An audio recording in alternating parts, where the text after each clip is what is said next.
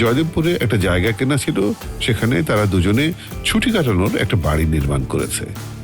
সে বাড়ি সংলগ্ন জায়গায় অন্যদের অবসর কাটানোর জন্য ভালো একটা বন্দোবস্ত করে রেখেছে তারা। সেটাকে ওরা রিসোর্ট বলে না।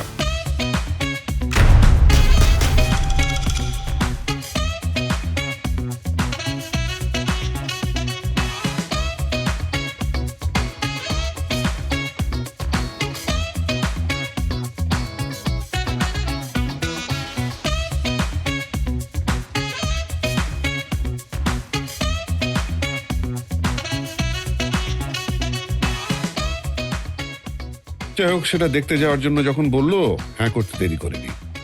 শরীফ সিঙ্গাপুরি দেশে নেই। বন্ধু মুর্তজা বলল, আমাকে সাথে নিতে পারো, এসএস এর সঙ্গে আমার আকৃতিতে মিল রয়েছে। আমরা তিনজনে এসেছি একেবারেই অবসর কাটাতে।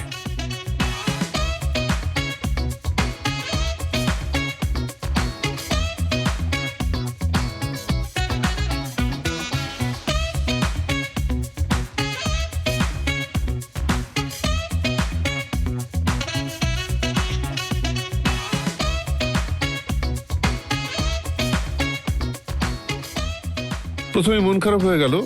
মামুন কাকুলের আসবার কথা, আসতে পারেনি। তবে দিনে 5-6বার খোঁজ খবর নিচ্ছে তারা।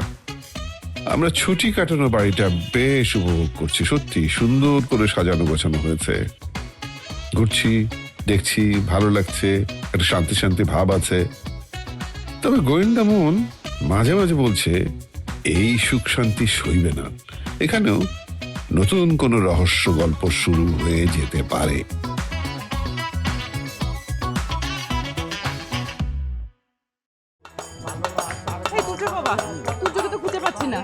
গান অনুষ্ঠান চলছে। আরে বা আমি সারা জায়গায় তন্ন তন্ন করে খুঁজতেছি, আমি কোথাও পাচ্ছি না বাচ্চাটাকে। যাবে কোথায়? নিশ্চয়ই আশেপাশে আছে। সিসিটিভি ক্যামেরার ফুটেজগুলো দেখো, ওটা দেখলে হয়তো বোঝা যাবে কোন দিকে গেছে।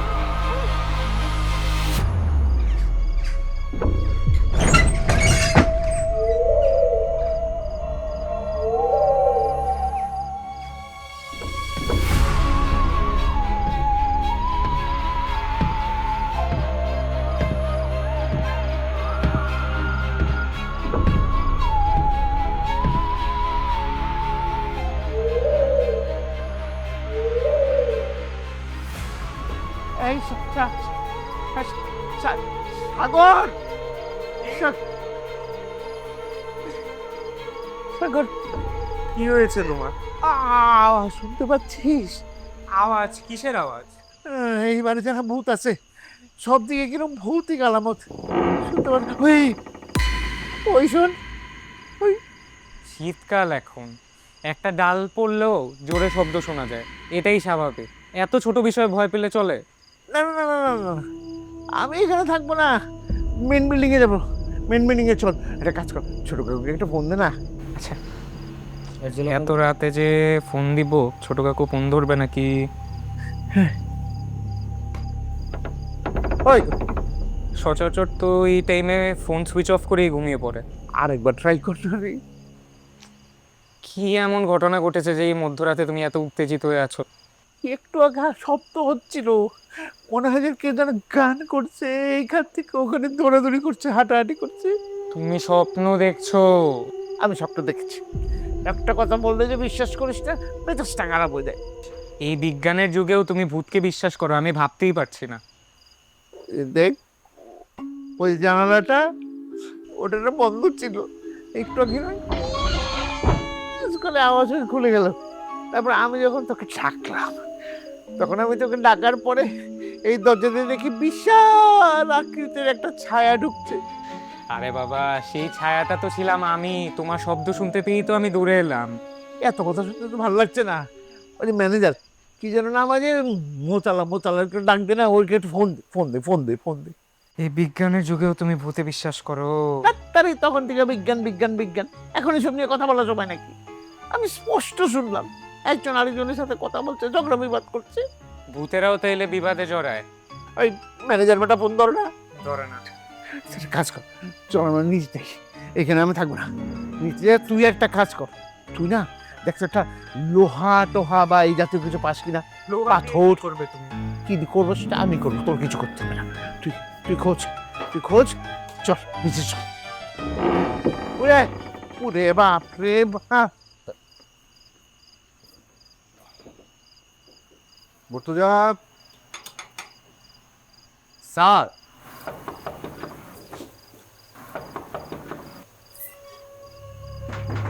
এই খবরদার দরজা খুলবি না, ডাকাতরা খুন করার জন্য এই পর্যন্ত চলে আসছে। দেখ কি যে বলো তুমি, এগুলা বিষয়ে কেউ ভয় পায় নাকি? স্যার দরজা খুলুন। ছোট কাকু, তোদের কি হয়েছে? হ্যাঁ মুর্তজা, কি হয়েছে? কি মানে এতবার কল করছি, না তুমি ধরছো না তুমি কোনো ফোনই আসেনি। আসলে মানে স্যার আসলে হয়েছে কি, আমাদের এই বাংলোটাতে একটু ফোনের নেটওয়ার্কের প্রবলেম আছে, তাই আমি সেটা বুঝতে পারি খুব তাড়াতাড়ি চলে এসেছি। স্যার কোনো সমস্যা? সমস্যা? হ্যাঁ, খালি সমস্যা। একটা ভূতের বাড়ি, তার মধ্যে আবার ডাকাত পড়েছে, আমার কাছে সমস্যা। কি বলছো তুমি? ভূতের বাড়ি টাকা করেছে মানে কি? স্টিল স্যার, মানে বিষয়টা হয়েছে কি, আমি এখানে দীর্ঘদিন যাবৎ কাজ করছি। ডাকা তো দূরের কথা, কোনোদিন একটা চোরও পর্যন্ত আসেনি। আর আপনি ওই ভূতের কথা বললেন না, মানে আমাদের এই পুরো এলাকাটা সিসিটিভির কভারে আছে স্যার। এখানে কোনো কিছু ঘটলে আমরা খুব শীঘ্রই জানতে পারবো। এই যে ভূত ডাকাত চেঁচামেচি করছো, দেখেছো? নিজের চোখে দেখেছো? নিজের চোখে দেখে নাই, পুরোটা নিজেই কল্পনা করে নিচ্ছে। ফাজিলের মতো কথা বলবি না। তুই আওয়াজ শুনিস নি? শুনেছি কে যেন ফিস করে কথা বলছিল, হাঁটাহাঁটি করছিল, আবার কি একটা যেন টেনেও নিয়ে গিয়েছিল। আমি 100% কনফার্ম, বললাম না এই চোর ডাকাত নিয়ে কিছু একটা ঘটনা। বুঝেছি। অত গবেষণা করে লাভ নেই। আপনি সিসিটিভি ফুটেজের কথা বলছিলেন। জি স্যার। চলুন, ওটা কোথায় আছে? স্যার ওদিকটা আছে, ওখানে গেটের কাছে নজর আলী সারাক্ষণ সিসিটিভি পর্যবেক্ষণ করছে। তাহলে একটু দেখে আসো। জি প্লিজ আসুন। ঠিক আছে, আসো।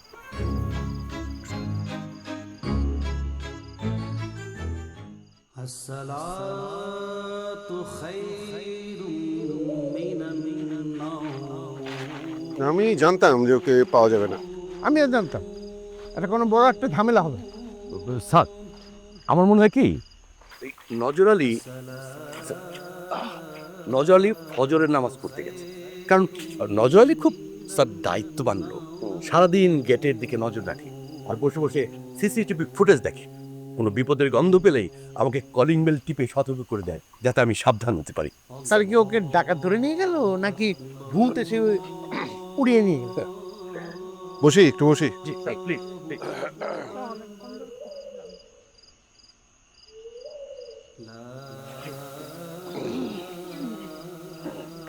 আচ্ছা, এই কি আসলেই ভূত টুত আছে নাকি? এখানে যত গাছগাছালি আর এত অন্ধকার দেখে মনে হচ্ছে ভূতদের জন্য একটা পারফেক্ট আবাসস্থল, তাই না? শায়দ, কি বলো? ও সরি, আমি তুমি করে বলে ফেললাম। It's okay sir. ইনফ্যাক্ট বয়সে আপনি আমার চেয়ে অনেক বড়, আপনি আমাকে তো তুমি করে বলতেই পারেন। আমার অবশ্য এই ভূতের গল্প অনেক ইন্টারেস্টিং লাগছে। ম্যানেজার সাহেব, সত্যি কি এখানে ভূত আছে? স্যার আমি বিজ্ঞানের স্টুডেন্ট, ফিজিক্সে অনার্স মাস্টার্স করেছি, আমি ভূতে বিশ্বাস করি না। আচ্ছা আচ্ছা, তো আমি একটা গল্প জানি। আচ্ছা, মানে ভূতেরা কি ফিজিক্সে পড়া মানুষজন পছন্দ করে? ফিজিক্সে পড়া অনার্স মাস্টার্স করা একটা লোকের কাজে ভূত চেপে বসেছিল। Really sir? হ্যাঁ। সত্যি বলছেন? স্যার আমারও পা ব্যথা হয়ে গেছে, আমি কি একটু বুঝতে পারি? বসেন প্লিজ, বসেন। আমি ভূতে বিশ্বাস করি না, তবে তবে আবার কি? তবে একটা ঘটনা ঘটেছিল আমাদের এখানে, কয়েক বছর আগের ঘটনা। মামুন সাহেবের এক আত্মীয় সস্ত্রীক বেড়াতে এলেন আমাদের এই রিসোর্টে। কিন্তু একদিন দুপুরবেলা হঠাৎ ম্যাডাম, মানে মামুন সাহেবের ওই গেস্ট ভদ্রমহিলা, তার লম্বা কালো চুল খুলে উদাম আকাশের নিচে উত্তম নৃত্য করতে লাগলেন। পরে তো তার স্বামীকে খুন করে ফেলেন। আমরা তো সবাই ভয় পেয়ে গেলাম।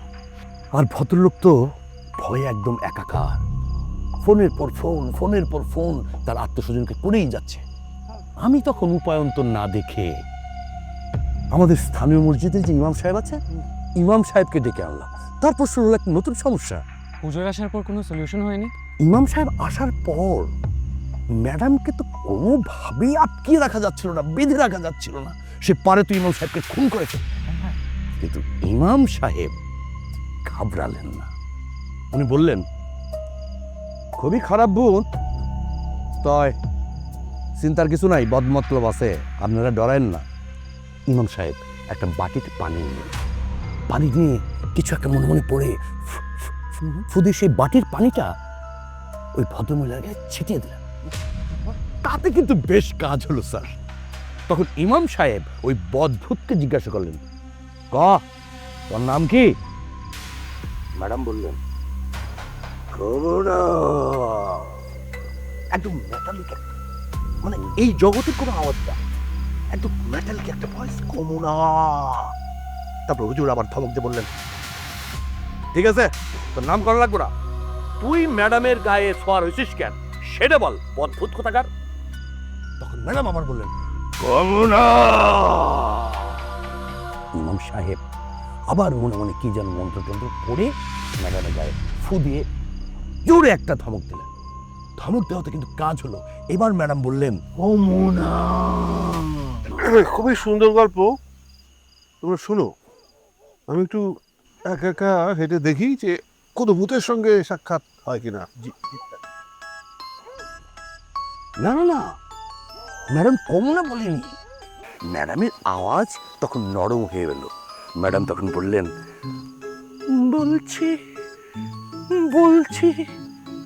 হুজুর জোরে বললেন, স্যার আপনি একটা কাজ করেন না, জি। ওই নতুন বিল্ডিং এ একটা আমার জন্য রুম দেন, আমি ওখানে ঘুমাবো।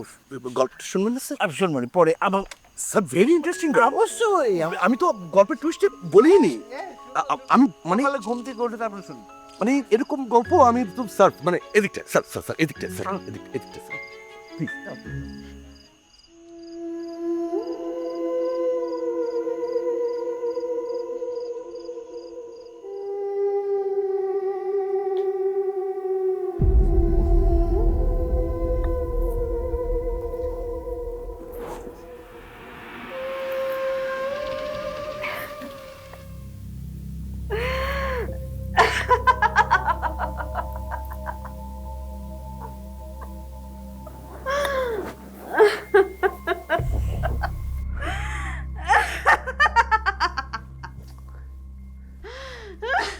না যে তুমি লাইট চালালা কেন?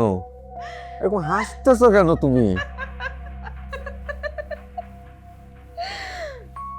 তুমি লাইট জ্বালালা কেন? আরে ভাবে হাসতেছো কেন? তুমি পাগল বানায় ছাড়বো না যে।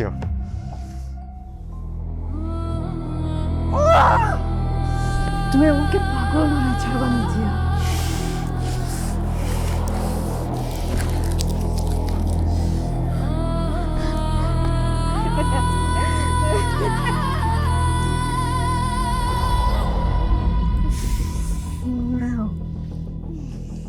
নাজিয়া, তুমি বাসায় এমন করো, এখানে এমন করো, কিভাবে হয় বলো? তুমি বাসায় এমন করো, এখানে এমন করো, এমন করে কি করে হয় বলো? আস্তে, মানুষজন শুনলে কি বলবে? আস্তে করে। মানুষজন শুনলে কি বলবে? আসতে বলো।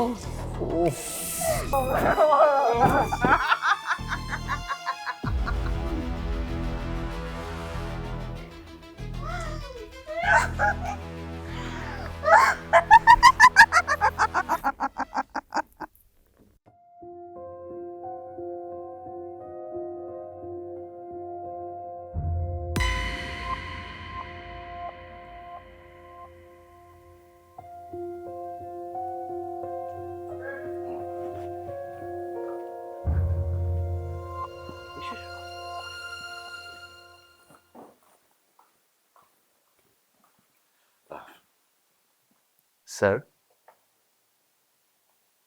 স্যার ইয়া স্যার ও হচ্ছে আমার স্ত্রী চন্দনা। স্যার আমাদের একটা পুত্র সন্তানও আছে, ওর নাম হচ্ছে তুর্য, ও এখন ঘুমিয়ে আছে। স্যার চন্দনা বই পড়তে খুব ভালোবাসে, ছোট কাকু সিরিজের সবগুলো বই ওর পড়া, তাই না? বাহ বাহ বাহ। আচ্ছা, ছোট কাকু কোথায়? ওনাকে দেখছি না যে। ওহো, ছোট কাকু তো মর্নিং ওয়াকে গেছে। ফজরের আজানের শব্দ ঘুম ভেঙে দেখি তুমি বিছানায় নেই, আর এত সকালে এখানে বসে কথা বলছো। নিশ্চয় কিছু হয়েছে। না না না, কি হয়েছে বলতো? কোনো সমস্যা হয়নি। তুমি ঘরে চলো, তোমাকে সব বলছি। নাস্তা রেডি করতে হবে না? ইয়ে স্যার, আপনার নাস্তায় কি খাবেন? জি স্যার, মানে আপনারা যা খাবেন আমরা সেটাই তৈরি করবো। তো মানে বিষয়টা হচ্ছে কি খাবেন, ল্যাটকা খিচুড়ি কিংবা আলু দিয়ে ফ্রেশ সবজির ল্যাবড়া? স্যার আপনারা যদি চান তাহলে গরুর মাংসের সাথে পরোটা হতে পারে। আমার বউ কিন্তু আমার খুব ভালো হাঁসের মাংস রান্না করেছেন না। ও তাহলে হাসি না। স্যারও একবার রন্ধন প্রতিযোগিতায় অংশগ্রহণ করেছিল, 1000 জনের ভিতরে 20 হয়েছিল স্যার। ওই ব্যাকিং না থাকলে যা হয় আর কি, ব্যাকিং থাকলেও কনফার্ম 1 2 3 4 ভিতরে একটা কিছু হতো। স্যার ওর আরেকটা ভালো গুণ আছে, ও বাচ্চাদের জন্য খুব ভালো ছড়া লিখে। যেমন ধরেন ছড়ার বিষয়বস্তু হচ্ছে এই সকালবেলা, ওই সকালবেলা নিয়ে ছড়া লিখতে বসে যাবে স্যার। হ্যাঁ হ্যাঁ। আচ্ছা, উনি কি বলছো? ওনাদেরকে দেখেই বোঝা যাচ্ছে ওনারা কতটা ক্লান্ত। ওদের বিশ্রামের ব্যবস্থা করা উচিত না? প্লিজ আপনারা গিয়ে রেস্ট নিয়ে আমি সকালে নাস্তার ব্যবস্থাটা করি। জি স্যার, আপনার রেস্ট করুন, আমি ওকে একটু হেল্প করি। Thank you Buddhisagar. কি বুঝলি, ভয়ঙ্কর। এই লোকের থেকে না অনেক দূরে দূরে থাকতে হবে, বুঝছিস?